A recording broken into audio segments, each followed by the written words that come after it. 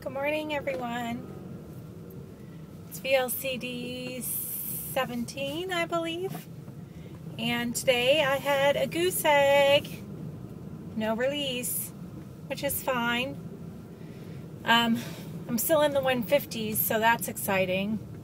But I did not see movement on the scale, which I was a little surprised about. I actually hadn't done apple cider vinegar in a while, so I had some of that yesterday, and I did yoga, and I went for a walk, and I stayed on protocol. But what I was meaning to tell you, yesterday I kept saying that something was nagging me, and I remembered after I did my vlog that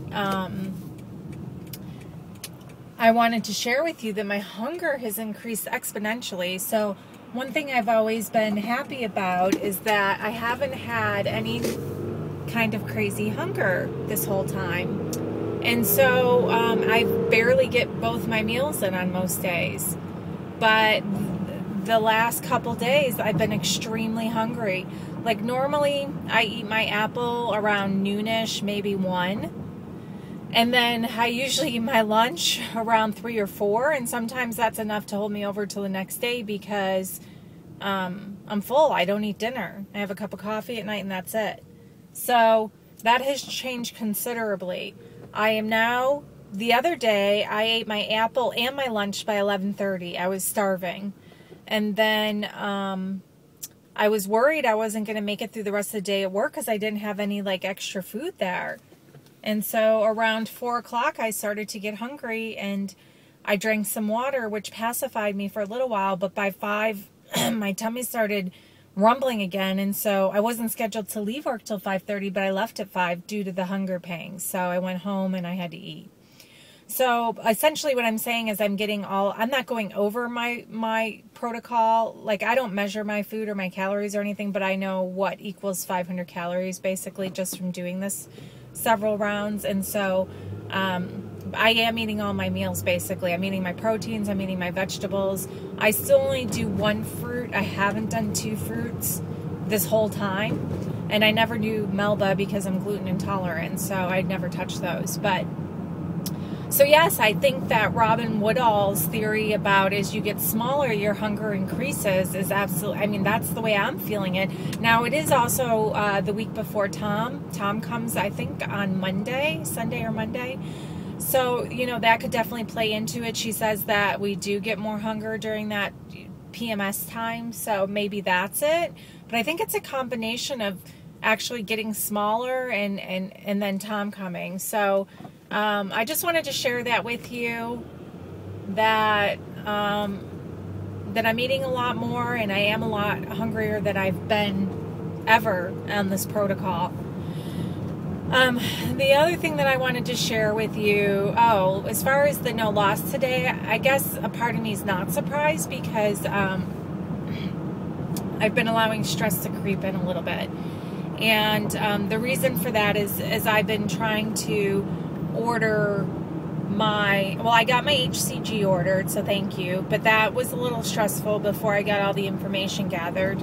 And then the syringes and needles is a little stressful for me because I was like, where am I going to get these? Am I going to have to ask my other doctor? And I didn't want to have to do that.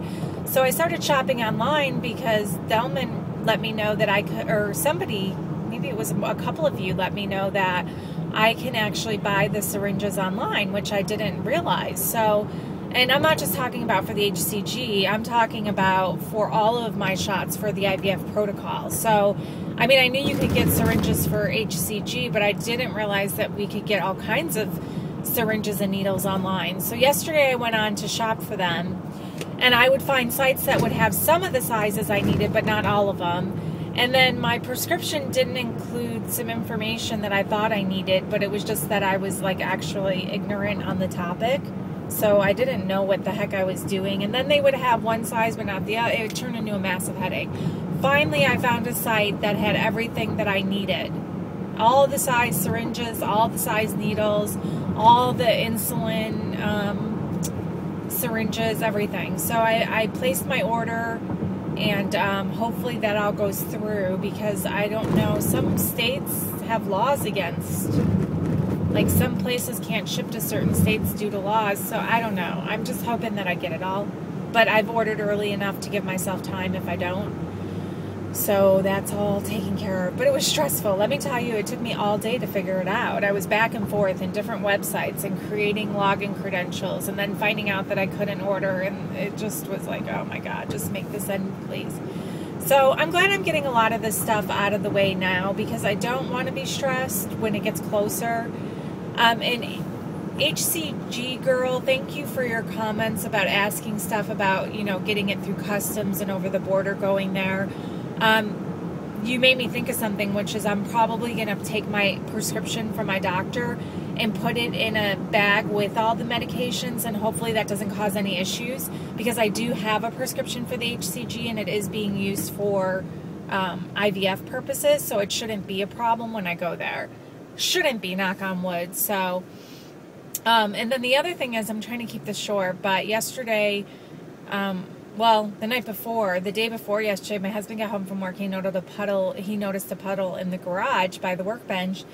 And so we just kind of like kept our eye on it. And the next day it was worse, which was yesterday morning. And then when we got home from work, it was even worse. So, worst case scenario, there's pipes, our water pipes in the garage, over on the wall that actually...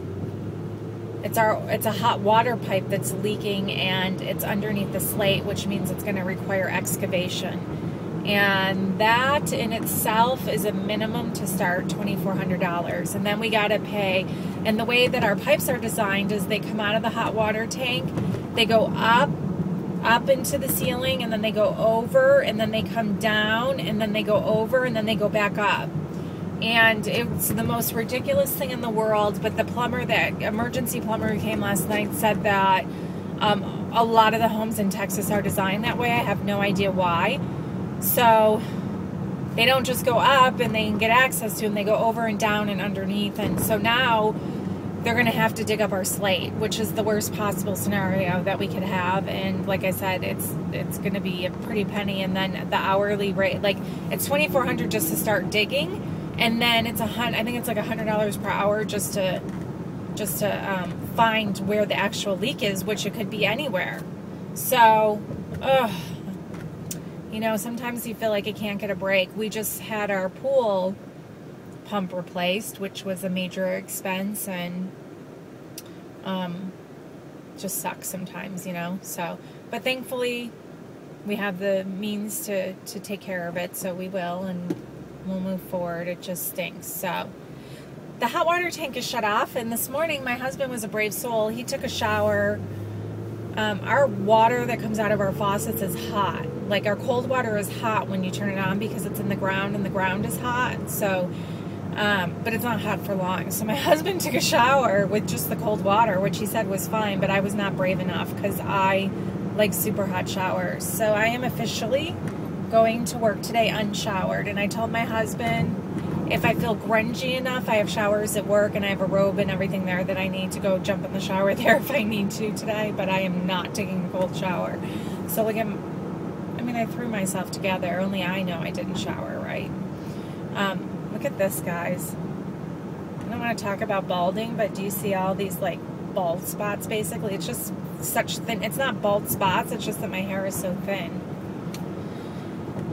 Okay, that's it. I gotta let you guys go. Have a great day. I will talk to you soon. Bye.